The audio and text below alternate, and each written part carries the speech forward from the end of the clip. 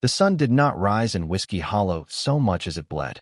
Light came thin and slow, trickling through the dust-heavy sky like it was ashamed of what it had to reveal. Every morning began this way, a hush across the dry land, where even the birds chose silence, and the earth seemed to hold its breath. Eliza May Calder had long since learned that dawn didn't mean peace. She moved barefoot across the wooden kitchen floor, boards cold and splintering beneath her calloused feet. Her hair, still braided from yesterday, hung loose down her back, strands fallen like threads from an old quilt. She kept her eyes low. In this house, a raised gaze was often mistaken for challenge, and challenge always led to bruises. From the back room came the scrape of a boot, the groan of a hinge. Eliza flinched before the sound even finished. Her hands, deep in a bowl of cornbread batter, didn't stop moving, but her breath caught somewhere between her ribs. Jeb Calder entered, shirt halfway buttoned, belt already in his fist. She didn't speak. Didn't need to. He muttered something sharp under his breath, about burnt beans or backtalk or maybe just the day being wrong again, and left. The front door slammed like thunder across a plain. Eliza's shoulders sank. She waited. 1 heartbeat. 2. Then 3. Only then did she let herself breathe.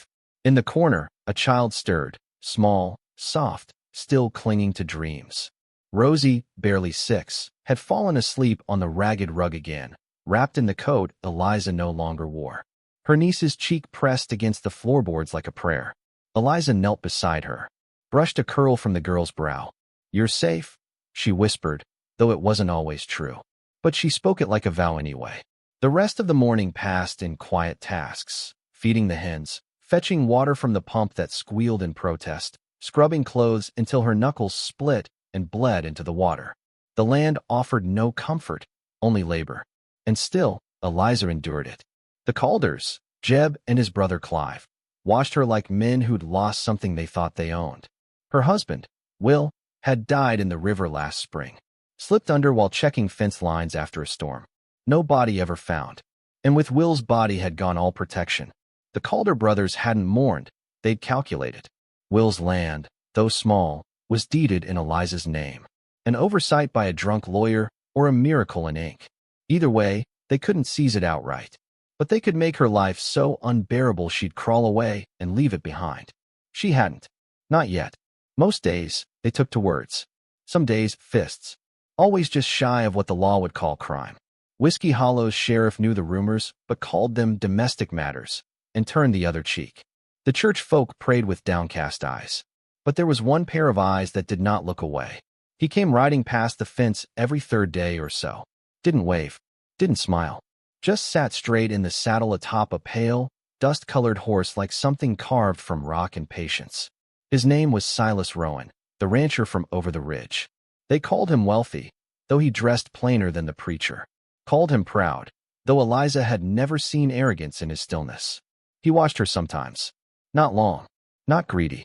Just enough to make her wonder if maybe, someone saw her. It scared her more than the beatings. This morning, as she hung linens across the line and the wind tugged at her sleeves like a child needing comfort, she felt the prickling of being seen. She turned. There he was, still as an oak, horse breathing slow beneath him. He was farther than usual today, not quite at the fence but close enough that she could see the set of his jaw, the line of shadow beneath the brim of his hat. He didn't speak. Neither did she. She lowered her eyes. He turned his horse. By afternoon, the sky turned hard and gray. The wind picked up, carrying dust, and something more, the electric ache of change. Eliza sat with Rosie on the porch, the child's head in her lap, while the Calder brothers bickered drunk and bitter behind the barn. Rosie hummed. The same tune every time. A little something Eliza had made up to calm her. It was the only music in the house. Then came the sound that stillness dreads. Footsteps. Jeb, red-eyed and sour with drink. His hand already clenched. His voice already venom. He cursed about the porch being swept wrong, about Rosie's humming, about the damn wind making him feel watched. And when his hand rose, Eliza did not flinch. She didn't beg. She simply turned her body, gently, so Rosie wouldn't see. The blow never landed. A cough sounded. From the path. Jeb froze. Eliza blinked. Silas Rowan stood 10 feet away. Not on horseback. Not passing by. On foot. Still. Quiet. His voice, when it came, was low. Didn't mean to intrude. No anger. No judgment. Just presence. Jeb stepped back, muttering something about minding one's own and trespass. But his voice cracked on the last syllable, and his hand didn't rise again. Silas didn't move. Didn't have to. He looked to Eliza. Not like a question. Not like a man offering rescue. More like a man waiting to be invited or dismissed. She said nothing. Rosie clutched her skirt. The child's eyes darted between the two men like sparrows in a storm. Then Silas tipped his hat. Walked away. Eliza stared after him. The sky broke open just before dusk, spitting rain like a secret let slip. She walked out to gather the wash, Rosie clinging to her side. The wind tugged at the sheets like ghosts trying to get back in. On the post by the gate, something waited. A bundle, wrapped in oilskin. She opened it. Flour. 2 candles. A clean handkerchief embroidered with a single letter, R. No note. No name. Just the kind of offering that asked for nothing in return. She stared at it a long time. Behind her, the Calder brothers shouted again, voices thick with drink and bitterness. Rosie flinched and pressed close to her. Eliza lifted the child into her arms, held her tighter than before. Then, slow as the moon climbing over the ridge, she whispered into Rosie's hair, not loud enough to be heard, only loud enough to matter. We ain't made of dust, baby girl. We just walk through it. The child sighed against her. And in the distance, unseen through the storm-dark hills, a lantern glowed steady on the porch of Rowan Ranch. Eliza looked toward it, and for the first time in a long, long while, she let the tears fall.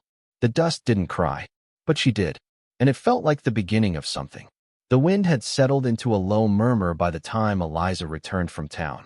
It clung to her shawl like a lingering question, rustling the hem of her skirt as she walked the gravel road alone, her basket light, with only the barest of necessities.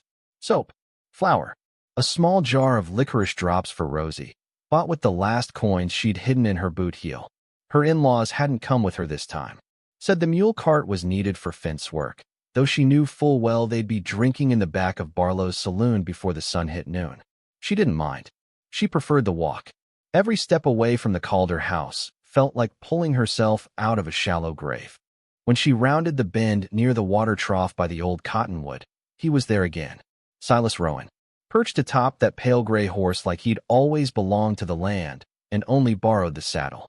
The same stillness as always. No twitch of rein. No beckoning gesture. Just a man and his gaze. Calm and unreadable. She kept her eyes down, past him with no more than a nod. Still, she felt his presence long after the dust settled behind her. There was something in the way he looked at her. Not pity, not admiration. Something quieter. As if he were studying a song half-remembered and trying not to ruin it by speaking too soon. He didn't speak to her until the 3rd time. It was early evening, sun just beginning to melt behind the hills, when she stopped outside the little chapel to collect a loaf of bread from Maggie. Rosie clung to her hand, skipping with a joy that didn't quite fit the quiet between them. As they stepped down the chapel steps, Silas was there. Not on horseback this time, but leaning against the hitching post, arms folded, hat low over his brow.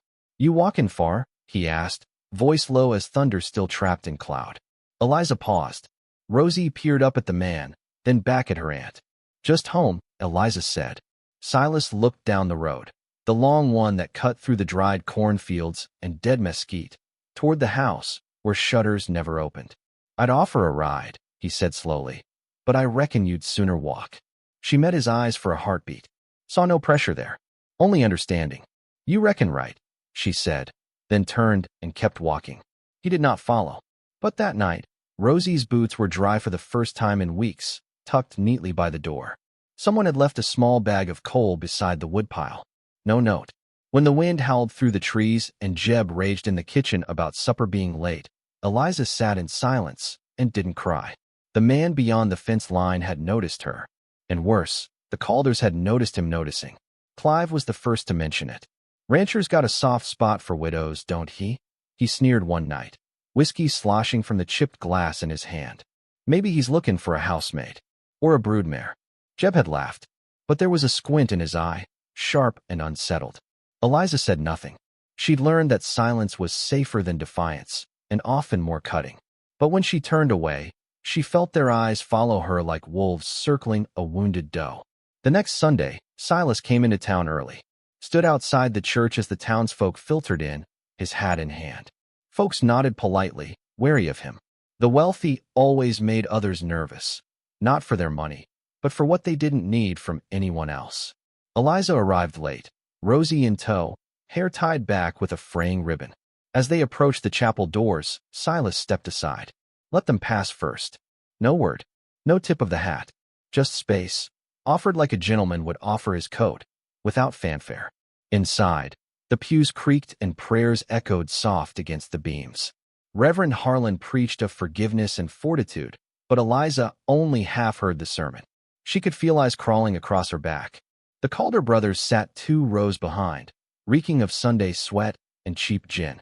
But she also felt another gaze, steady, like the ground beneath her feet. Silas sat near the front, alone. When service ended, the Calders slipped away quick, muttering about lunch. Silas remained.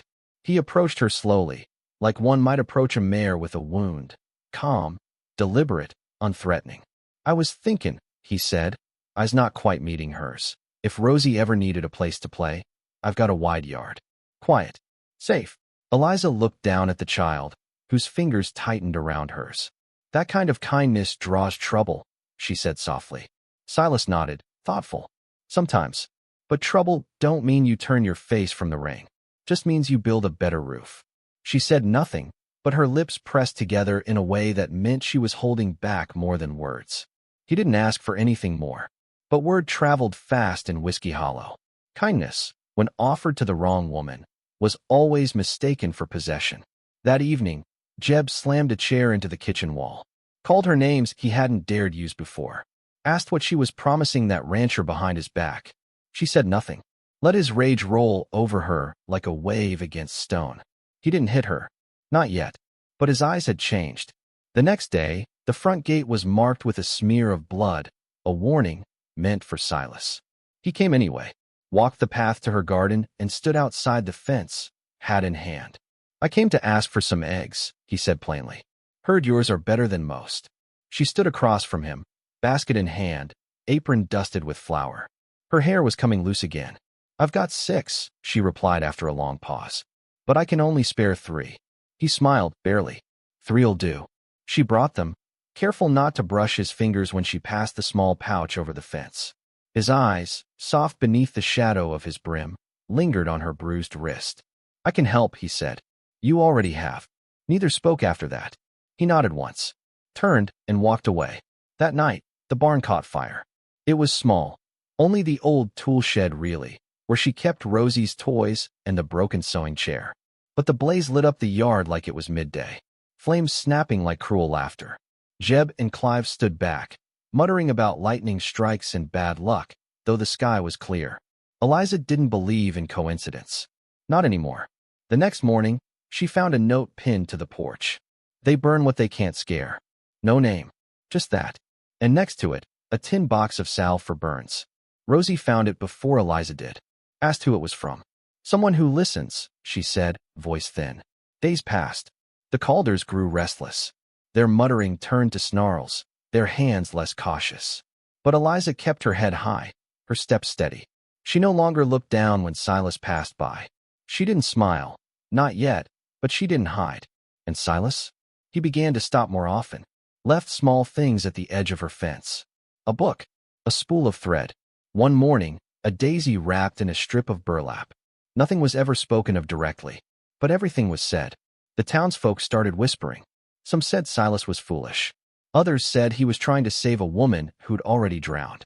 But Maggie, the seamstress, simply looked up from her stitches one afternoon and said, maybe he just sees her as she is. Not lost, not broken. Just waiting. On the eve of the first frost, Eliza stood in her field, watching the horizon darken. Rosie slept inside, and far off, a lantern glowed again from Rowan Ranch. She didn't cry this time. She didn't flinch when the wind stirred the trees. She just stood there. And across the field, Silas Rowan watched her too, still, patient, and silent. The fence still stood between them, but it was no longer what she feared. It was the terrifying possibility of hope. The first snow in Whiskey Hollow never came gentle. It arrived like a hushed argument, unexpected and full of weight, cloaking the dry earth with white before anyone had time to gather wood proper. The frost came thick, curled into the window panes, and crept beneath doors like memory. By morning, the chickens wouldn't leave the coop, and Rosie buried herself deeper beneath the quilt, her breath fogging in the cold air. Eliza rubbed warmth into her arms, watching her niece sleep. Every breath that child took felt like a question she had to keep answering. Is it safe yet? Are we home yet? She tucked another log into the stove, feeding the fire the way she never fed herself, freely, without hesitation. Outside, the yard lay in stillness, blanketed in a silence so pure it hurt. No sign of footsteps. Not even the Calders stirred before noon in this cold. It made them lazy, sluggish with drink, and meaner with idleness. Eliza had learned to fear stillness more than storms. But this day was different. Before the sun crested the ridge, a knock came. Not at the front. At the side door. The one only we'll use to come through. Back when the world still had tenderness. Eliza opened it slow. And there he was. Silas Rowan, holding a wrapped parcel and a pair of mittens so small they could have only been meant for Rosie. I figured, he said, eyes on the ground. She might like to play in the snow. You can't do that with bare fingers. Eliza stepped aside. Not far. Just enough to mean maybe. Silas didn't enter.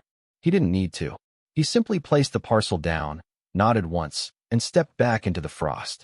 I'm fixin' a corral fence tomorrow, he said. Could use a second set of hands, if you've time. Not work for pay. Just work for company. Eliza didn't answer. Not then. But the next morning, with Rosie bundled in the gifted mittens and watching from the fence line, she arrived at Rowan Ranch just after dawn. The ranch lay stretched across the valley like a story half-finished. Open fields, stubborn cattle, and a house that looked worn but proud. The kind of place where peace had roots, even if trouble still wandered the hills. Silas was already working, his coat dusted with frost, hammer steady in hand. He didn't greet her with a smile, just passed her a pair of gloves and pointed to a stack of rails. They worked in silence, each strike of the hammer like a heartbeat, each pause filled with wind. Hours passed, not a word spoken, but in that quiet, something grew. Not love, not yet, but understanding, the kind that doesn't need to be spoken aloud. At midday, they broke bread beside the fence. Silas poured coffee from a battered tin, offered her a slice of jerky and an apple. You always this quiet? She asked. He looked at her sideways, then shrugged. Words don't fix what time don't heal. Eliza nodded. And sometimes, time ain't in a hurry. They sat a long while, listening to the creak of branches, the distant lowing of cattle. Your girl, he said finally, she dreams big. Eliza smiled, soft and slow. She dreams safe. That's big enough for now. That night, when she returned home, Jeb was already waiting. His eyes bloodshot, breath sour with liquor. He slammed a plate against the wall. You think you can just wander off? He snarled. You forget who feeds you. Eliza stood taller than she ever had before. I feed myself, she said. He stepped toward her, rage twisting his face. But before he could raise a hand, a knock shattered the moment. Another knock. Firm. Deliberate. Eliza stared at the door, heart thundering. Jeb sneered. Your rancher come to save the day? She said nothing. When the door opened, it wasn't Silas. It was Sheriff Albie. Word had traveled. Maggie, bless her quiet soul, had seen the bruises. Had seen Rosie flinch. Had said something. Albie looked around the room, slow, his eyes landing on the broken plate, the clenched fist, the trembling child behind Eliza's skirt. Evenin', Jeb, the sheriff said calmly. Mind if I have a word with Eliza? Jeb cursed under his breath. But he stepped back. Out on the porch, Albie cleared his throat. You want me to do something? You say it. You say it now, and I'll put a stop to all this. Eliza looked out at the hills, toward the soft glow of lantern light from beyond the ridge. I just want to breathe, she said. Albie nodded. Sometimes that's the first step. The sheriff didn't arrest Jeb, but he left with a warning, and the kind that sticks. That night, Rosie curled in her lap. Eliza stared out the window, past the frost, past the dark. She thought of Silas's quiet hands, the way he didn't try to fix her, just offered space. The next day, Silas didn't come, nor the next, and on the third, she felt the ache of it. She was in the garden, what used to be one, clearing frostbitten stems when she heard the crunch of boots. He stood at the gate, hat in hand. No parcel this time. Just eyes that seemed to hold a question too long unasked. "You're not scared of them anymore," he said. Eliza rose, brushed dirt from her palms. "I'm still scared. I just stopped letting fear pick the path." Silas stepped closer. "Not across the fence. Not yet. You ever think of leaving?" he asked. "All the time. But this land's mine," she said, voice low. "Not because it's written on paper, but because I've buried too much of myself in it to walk away." Silas nodded, looked past her, toward the house, where Rosie waved from the window. Then he said something so soft it might have been mistaken for breath. "Then let it be yours, fully." She looked at him, really looked, and something inside her shifted, like the ground thawing beneath the snow. Later that week, she came to the ranch again. This time not for work. She came with Rosie, and Silas built a swing from a low tree branch, steady ropes, and polished wood. Rosie laughed, loud and bright, for the first time since her mother's funeral. Eliza watched, her fingers resting on the fence. "You built that quick," she said. "Not really," Silas replied. "Just waited till I had the right reason." And there it was, not a declaration, not a confession, just a truth laid down like a stone path between them. That night, Jeb and Clive argued long and loud. But they didn't raise fists, didn't knock over chairs. Something in the air had changed. Something had turned. Because now, Eliza wasn't alone in the dust. And kindness, once planted, does not stay buried. Even dust can bloom. The sun rose different that day. Not gentler. No, the west never did gentle, but with a fire-colored edge that bled across the sky like a warning, like a promise.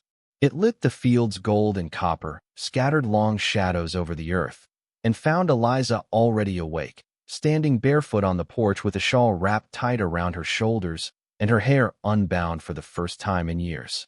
Rosie slept still, cradled in quilts stitched by a mother now gone, in a home now quiet. Too quiet. She felt the storm coming, not of weather, but of men.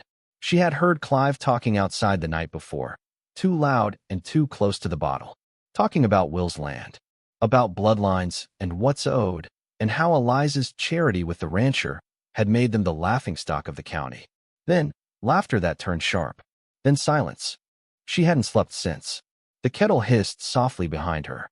Steam rose like ghosts. By midday, the first hoofbeats came. Jeb and Clive. Two others she didn't know. They rode in like vultures with pockets full of threats and half a plan for claiming what wasn't theirs. "You've got no deed to this land," Jeb called as he dismounted. "No claim, no name left that holds weight." Eliza stood tall, hands steady. "My husband's buried in that field. That's claim enough."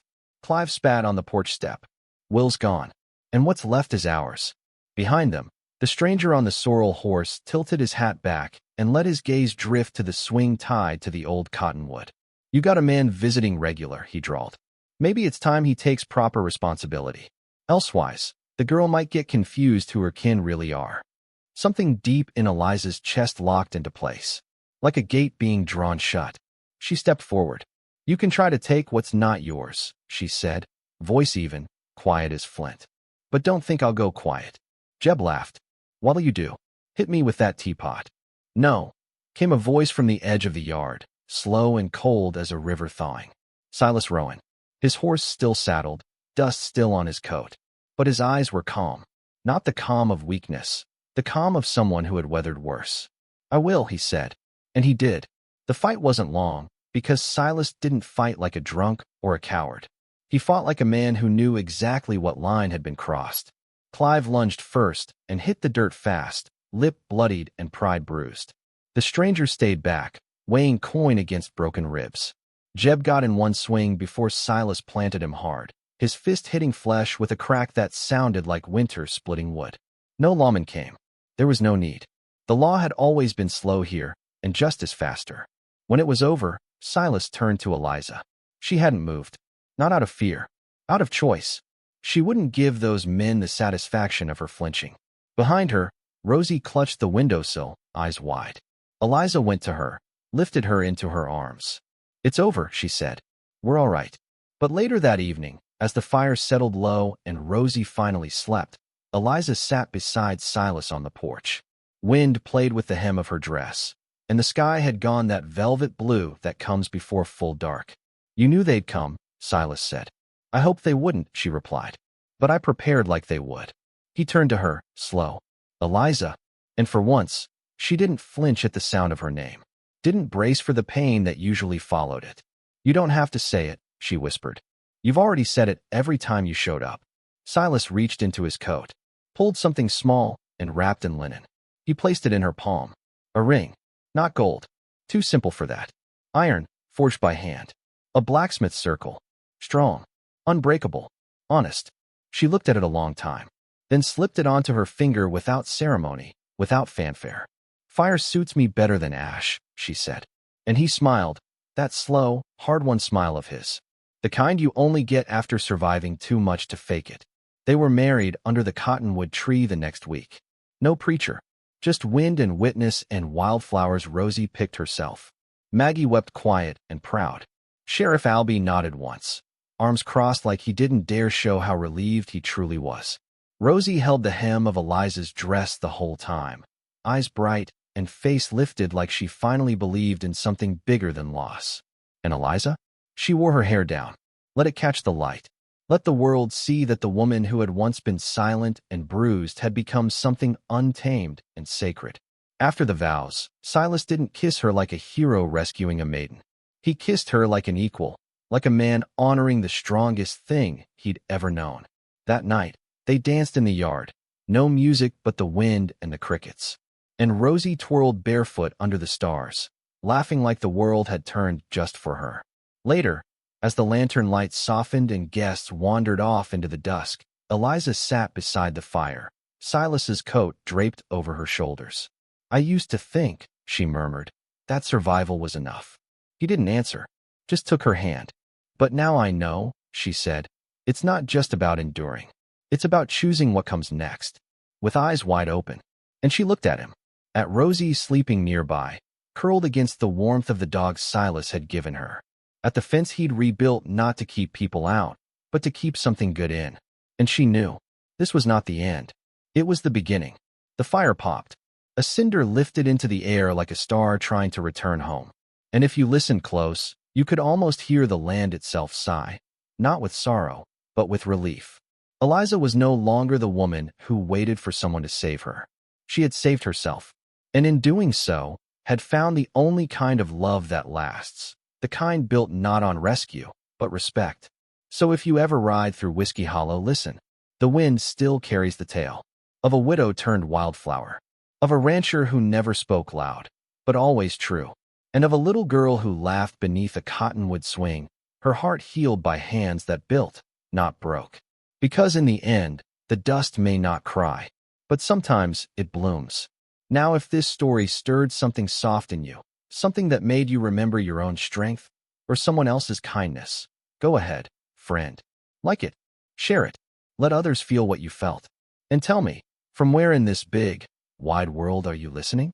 I'll be here, under the stars of Whiskey Hollow, waiting to hear your story too.